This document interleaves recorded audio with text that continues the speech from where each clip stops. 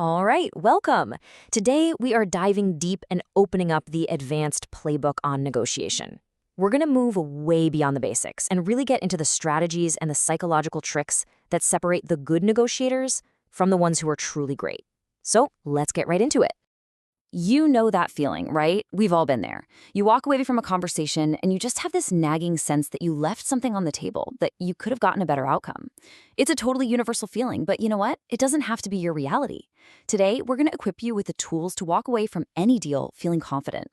So here's how we're going to do it. We're going to build your complete negotiator's toolkit, step by step. First, we'll get into the psychology of the deal itself. Then we'll stock up your tactical playbook with some really advanced techniques. After that, we'll focus on how to define what a win actually looks like for you. And finally, we'll see how to put it all together out there in the real world. Okay, first up, the psychology of the deal. And this is so important because honestly, the toughest negotiation you'll ever face is the one that happens inside your own head before you even sit down at the table. You have to master your own mind first. A perfect example of this is something called anchoring bias. You see, the very first number that gets mentioned in a negotiation, it could be a price, a salary, anything. It has this powerful, almost magnetic pull on the entire rest of the conversation. It sets the starting point, the anchor, and every single number that comes after is judged against it. Knowing this is a superpower. It lets you either set a really favorable anchor for yourself, or, just as important, recognize when someone is trying to use one against you. And you know, anchoring is definitely not the only mental trap out there. There's confirmation bias, which is our tendency to only look for information that proves we're right while ignoring everything else. Then there's loss aversion. This is a big one. It basically means that the fear of losing something feels twice as painful as the pleasure of gaining that exact same thing.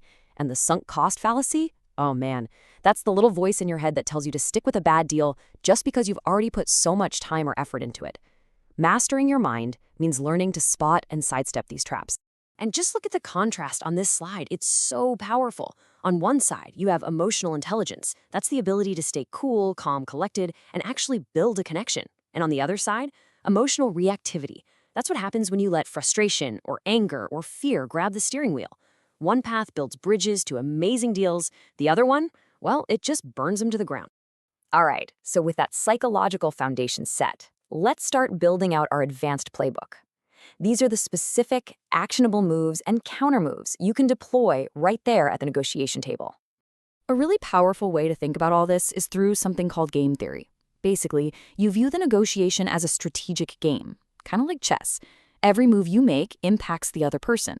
And one of the best strategies to come out of this is tit for tat. It's actually super simple.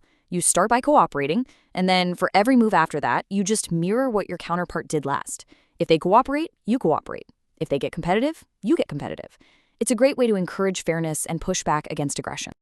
Now, let's talk about a classic psychological tactic, the door-in-the-face technique. It sounds funny, but it's a brilliant three-step process. First, you make a huge initial request, one you fully expect them to say no to. Then, after they reject it, you follow up with your actual, much smaller request. What happens is because you've already conceded from that crazy first offer, the other person feels the psychological pull to meet you in the middle and say yes to your second, more reasonable ask. Okay, so on the complete opposite end of the spectrum from that, we have a way more aggressive tactic called bulwarism. This is the ultimate hardball, take-it-or-leave-it approach. And honestly, it's one of the most controversial moves in the book. It is a super high-risk, high-reward strategy. You basically present one single, final, non-negotiable offer. It projects a ton of confidence, and it can definitely create a sense of urgency. But, and this is a huge but, it can also come off as really arrogant, and if the other side gets offended, the negotiation is just over. Done. So why would you ever use it? Well, imagine a situation where you have overwhelming leverage, or maybe you need to signal that there is absolutely zero room to move, perhaps to shut down a negotiation that's going nowhere. It is a tool for very specific moments, and you have to use it with extreme caution. So, having a playbook full of cool tactics is great, but you know, tactics without a clear goal are just noise. That brings us to our third section, defining your winning outcome. What are you actually trying to accomplish here? At the very highest level, you've really got two main approaches. There's the win-win mindset, which is all about trying to expand the pie, finding creative solutions that give everybody more value. This is the foundation for any good long-term relationship. Then you have the win-lose mindset. This approach sees the pie as a fixed size, and the whole point is just to get the biggest slice for yourself. It's much more common in one-off deals where the relationship doesn't really matter. Let's break down these different shades of winning. A true win-win. That's about creating new value, and it's perfect for partnerships you want to last. A compromise is more about finding a quick middle ground when you're short on time. And a win-lose outcome? That's all about maximizing what you get in a one-time transaction. The strategy you choose depends entirely on which of these outcomes you're aiming for. Okay, time to put it all together. We have the mindset, we've got the tactics, and we have our goals. So let's move to our final section and see how this all actually plays out when we're negotiating in the real world. The context of a negotiation changes absolutely everything. In a corporate setting, your biggest challenge is aligning all these complex moving parts, so preparation is everything. In a personal negotiation, like for a new job or a car, it's a delicate dance between being assertive but also keeping the relationship intact. If you're negotiating internationally, cultural intelligence isn't just nice to have, it's essential.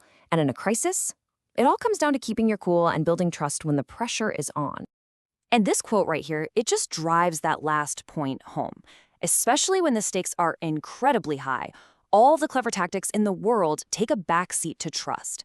When the pressure is on, showing that you are reliable, that you're transparent, and that you're there to find a solution, that is the most powerful move you can possibly make. It shows you're there to solve the problem, not just to win. So there you have it. We've explored the psychology that drives us. We've loaded up your tactical playbook, we've figured out how to define your goals, and we've looked at how to apply it all out in the real world. Your toolkit is officially packed with some seriously advanced strategies. So now, the only question left is, what are you going to build with it?